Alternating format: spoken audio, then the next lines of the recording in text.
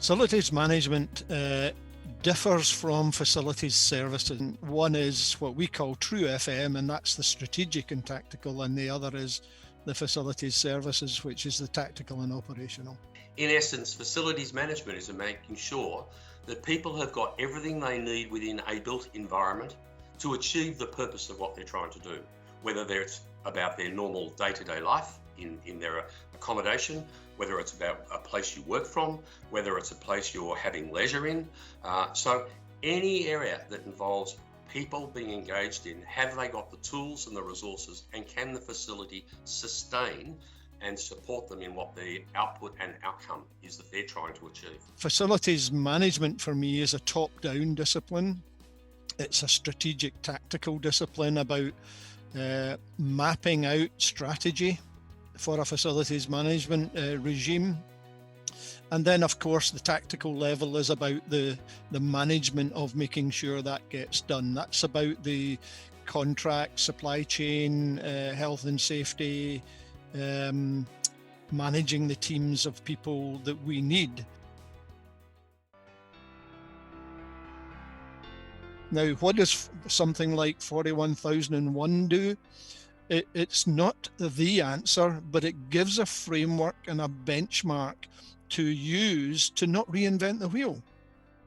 We've managed 48 countries to give us their opinion of what best practice or good practice might look like. And that's all it is. That's all it can ever be. I think one thing that becomes a little daunting about standards is that sometimes people see them as being too complicated to get involved in. It's a set of rules and they don't know what it means. The management system standard is about a framework that you work within. It's not a technical thing to say how big or small or thick or shiny our FM has to be. It's about a management system. Most people would find they actually already work to a management system. It's just not formalised.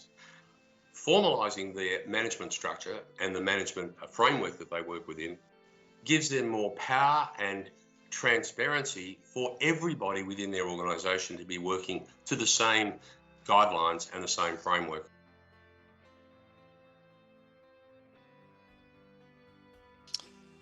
I think the future is very, very bright. We now do have a whole family of international standards that we can all embrace. And the challenge for us within the community at large is to embrace them and to start giving consistent messages into the marketplaces that we serve. Facilities management will get to the point of that recognition as probably the most important strategic professional discipline to any organization anywhere in the world. The future of FM is totally integrated with technology. Today's Industrial Revolution 4.0 technologies offer us fantastic opportunities because it is another industrial revolution. And we need to embrace that and make those technologies work for us.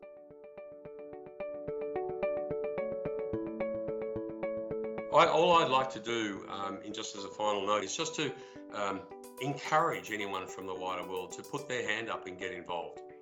The way you change things for the better in the future, the way we will change our environment for the better for our children and our children's children, is to have a say now. And that's exactly what TC267 is doing. We are having an impact on all the built environment, which is everything that we're involved in day to day. So if you have a concern and you've got the smarts to put on the table and know that you can make a contribution, even if it's a little amount, please get involved. So the way to get involved, through your national standards body. Every country has a national standards body around the world. There's 165 of them. So go and find your national standards body, go and find your association and get them involved. Or reach out directly to ISO TC267 via the web. We have a web page and we also have our committee, our ISO TC267 International Committee, or get in touch with ISO directly in Switzerland.